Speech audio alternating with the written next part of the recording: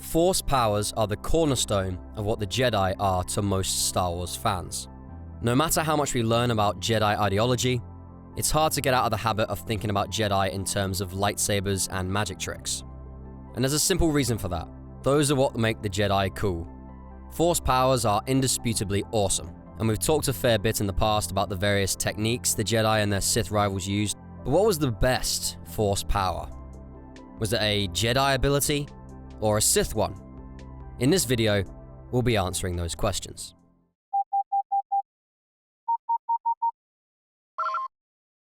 Attention, Sergeant on deck! Jedi could do a ton of things with the Force.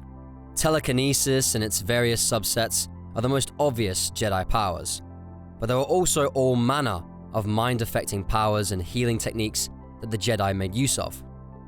Most Jedi powers, especially non-telekinetic ones, were pretty subtle, unlike the flashy, destructive powers available to the Sith.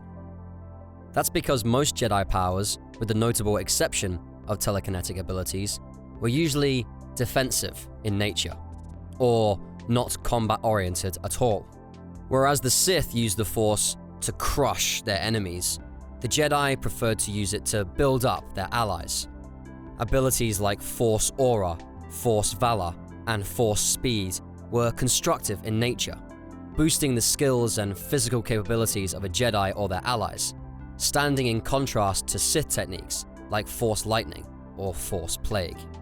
These subtler Jedi abilities could be quite powerful, even if they weren't something you could notice. In a lightsaber duel, those three powers we listed earlier could provide a clear advantage over Sith opponents.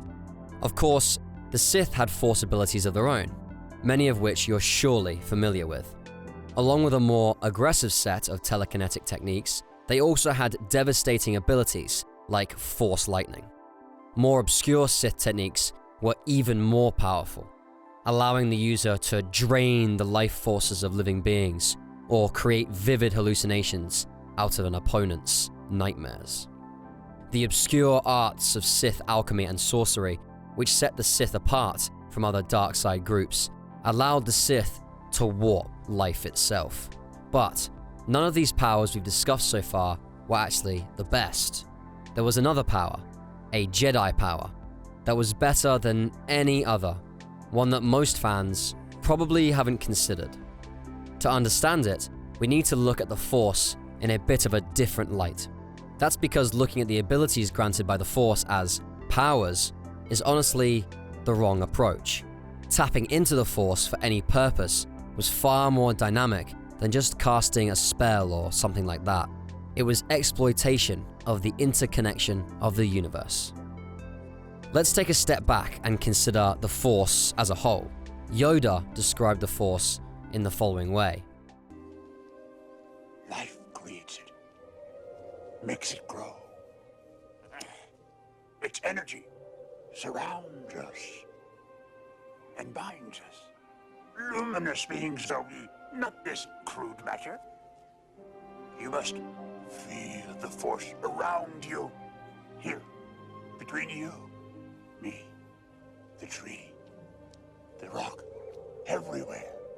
Yes, even between the land and the ship. Absolutely everything in the Star Wars universe, from living things and constructs to individual atoms and photons, was connected by the Force. It was an invisible energy web that bound every last thing together, binding it under the guidance of a vast collective cosmic will that knew and sought the best for all life. Life itself could be considered an expression or concentration of the Force, with each consciousness as a tiny, compartmentalized facet of the Force's will. The Force affected different life forms in different ways, concentrating strongly in some and weakly in others. For those strong in the Force, training and discipline could help them perceive this vast energy web, and from there, they could manipulate it, pulling the strings of the universe, as it were. That's what Force powers were. They ranged from simple manipulations of energy, like telekinesis or Force Lightning, to more complex processes, like healing or Sith alchemy. but they were all ways of using the interconnection the Force provided for some specific task. As you know, there were two ways to perceive and then draw on the Force: the light side and the dark side. Of them, only the dark side can properly be described as using the Force. Darksiders used strong emotions to suppress the will of the Force, concentrating on things like anger and hate to broadcast their will through the unifying Force, warping the world around them as they saw fit.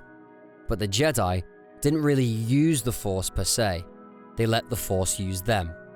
Where the Sith used strong emotions and their personal desires to drown out and dominate the will of the Force, the Jedi drained themselves of those passions so they could hear the will of the Force more clearly. Jedi became conduits for the Force, tools in service of a greater power.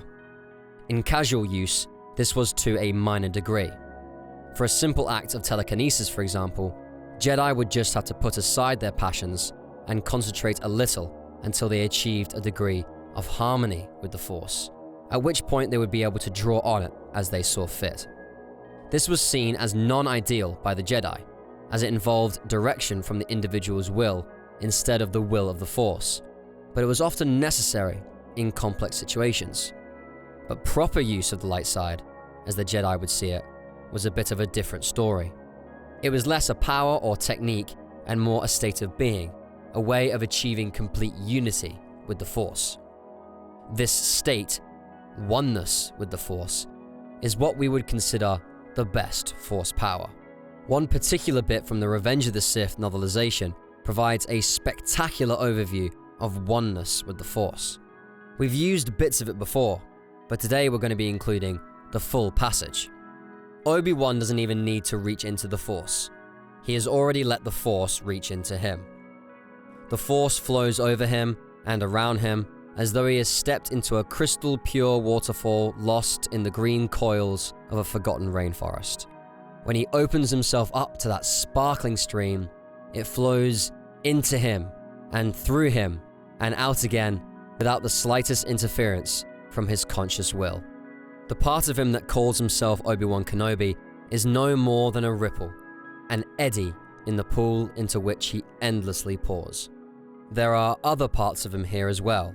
There is nothing here that is not part of him. From the scuff mark on R2-D2's dome, to the tattered hem of Palpatine's robe, from the spidering crack in one transparent steel panel of the curving view wall above, to the great starships that still battle beyond it. Because this is all part of the Force. He is all 16 of the super battle droids, gleaming in laser-reflective chrome, arms loaded with heavy blasters. He is those blasters, and he is their targets. He is both of the lightsabers that the other droid bodyguard marches forward to offer to General Grievous, and he is the General himself. He is the General's duranium ribs. He is the beating of Grievous's alien heart, and is the silent pulse of oxygen pumped through his alien veins. He is even the plan for his own execution simmering within the General's brain.